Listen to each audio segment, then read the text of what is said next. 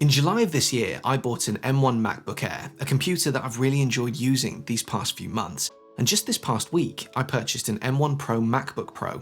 This is the 14-inch model, and it's the base model with an 8-core CPU, a 14-core GPU, 16 gigs of RAM, and a 512GB SSD. If you've been following Apple over the past year, you'll be aware of the M1 range of Macs, the first Macs to house Apple's own custom silicon as they move away from Intel. Those initial computers were extremely well received thanks to the combination of power, performance, and excellent battery life all coming together to make some really fantastic machines. The new MacBook Pros don't have an M1 offering, only an M1 Pro or M1 Max offering, Apple's newest chips aimed at more demanding users. The easiest way to think of these new chips is, if the M1 is a McDonald's cheeseburger, then the M1 Pro is a Big Mac, and the M1 Max is a supersized double Big Mac. It's the same, just more. Now, when buying one of these new MacBook Pros, you could spec one of these things up to the point where it costs just over $6,000, which is a huge sum of money, and this definitely wasn't cheap. I paid £1,800 for this. But regardless, it is the base model. It's the entry point for anyone who wants to buy into the M1 Pro lineup right now. But what are you actually getting for your money? And is it worth it, or should you buy an M1 MacBook Air for about half the price? That's what I'm going to try and cover in these next few videos. In a series of videos that I plan to release over the next few weeks, I'm going to compare this entry-level M1 Pro computer with the M1 MacBook Air in a range of use cases, including video editing, audio editing, office and student work, and help you to decide which out of the two might be a better purchasing option for you. In this video though, I'm just going to try and break down the comparison that you can do on the Apple website, which, if you're unfamiliar with some of these terms, can feel a bit like you're just having specs and numbers thrown at you. I'll explain the actual differences between the two computers, and I'll explain what those differences actually mean in real-world terms. I won't give my opinion in this video though, I'll save that for the next few videos. I'm going to keep this one entirely factual. Okay, let's get into it. Physically, there's obviously a huge difference between the two computers in terms of how they look. The MacBook Air is built around the same familiar MacBook Air aesthetic because Apple haven't yet changed the design of it. It's the same MacBook Air that's been around for years, but with an M1 chip put inside it.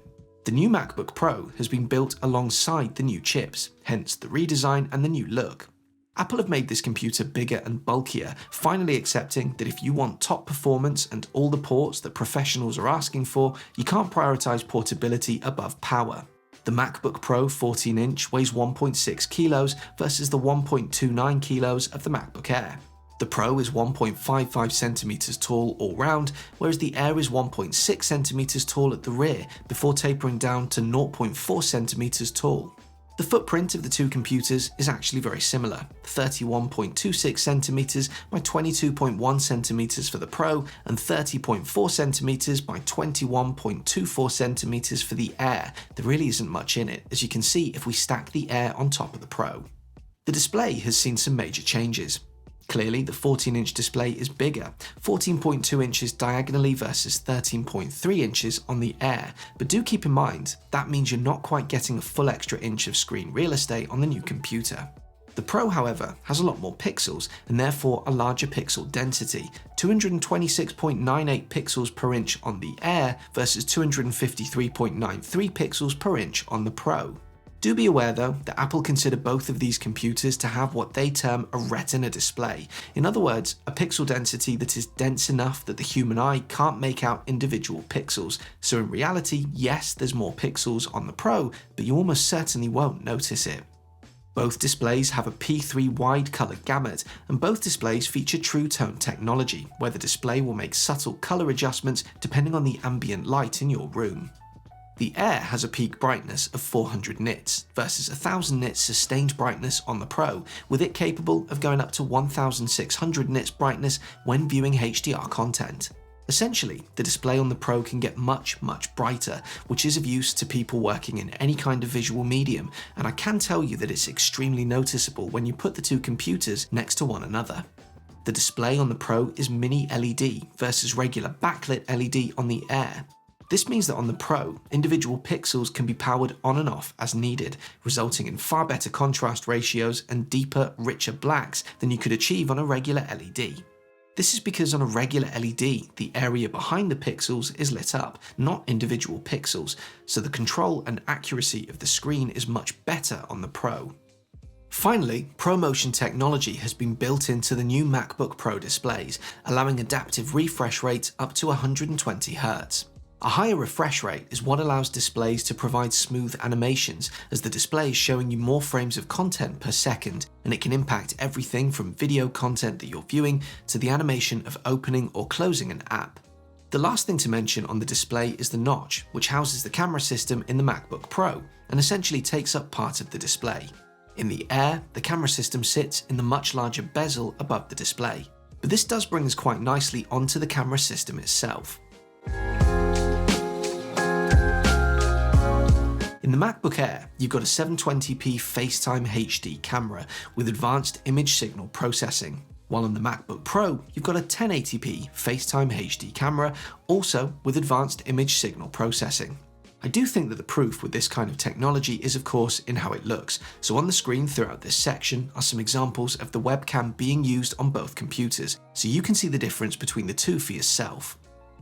Moving on to audio, and again there have been huge changes to the new MacBook Pros. In the Air, you've got stereo speakers offering a wide stereo sound and support for Dolby Atmos playback. On the Pro, you've got a 6-speaker setup consisting of 2 tweeters and 4 force-cancelling woofers positioned in pairs. For the sake of illustration, I'll pause for a moment and play some music on both computers, recorded using my Sennheiser MK3600 shotgun microphone, which is positioned just above the two computers.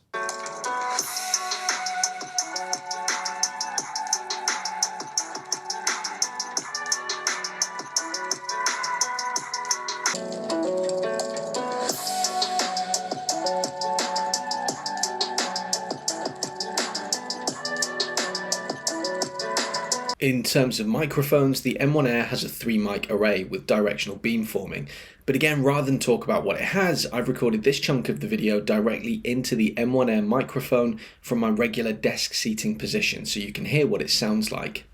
The Pro has a studio quality 3-mic array with a high signal to noise ratio and directional beamforming.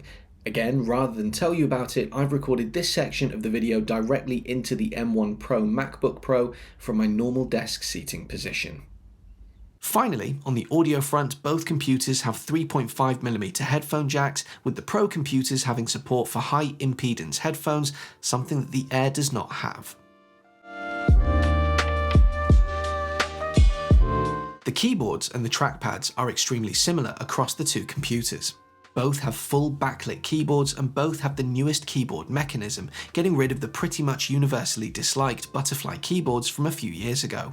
Neither computer has a touchpad at the top of the keyboard, both have physical function keys, although on the Pro they are full-sized versus half-sized on the Air. They both have Touch ID, they both have an ambient light sensor, they both have Force Touch trackpads.